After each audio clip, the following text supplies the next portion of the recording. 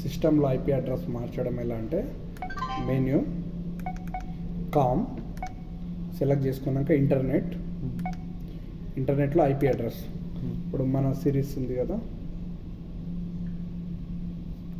ఏంది 162.255.0.215. Okay, subnet mass 255.255.252.001 gateway 169.254.082.001.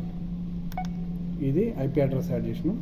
Escape save అయిపోయిన తర్వాత ఎగ్జాంపుల్ యూజర్ యాడ్ చేయడం తెలుసా సార్? యూజర్ మేనేజర్ ఉంది కదా, అది తెలుసు, ఫింగర్ది తెలుసు, కానీ కార్డ్ త్రూ ఎట్లా చేయాలి? అదే ఇప్పుడు యూజర్లో ఎగ్జిస్టింగ్ మీకు ఫింగర్ ప్రింట్ ఉందా ఇందులో? నాది ఉంది. సేమ్ ఎంప్లాయ్ ఐడియా? సేమ్ ఎంప్లాయ్ ఐడి లేదు, జస్ట్ నార్మల్గా ఉంది.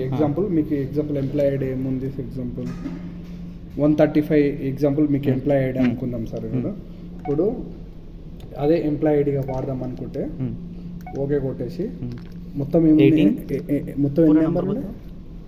18135 మీది ఎంప్లాయ్ ఐడి కదా. ఓకే కొట్టేసి ఫస్ట్ ఫింగర్ ప్రింట్ ఇస్తాం. ఎగ్జాంపుల్ ఇచ్చినాం అనుకుంటే ఒక ఫింగర్ ఇవ్వండి, మళ్ళీ ఇంకోటి, అంటే ఆ ఫింగర్ ఆల్రెడీ ఉంది, ఇంకో ఫింగర్ ఇవ్వమంటారు సార్.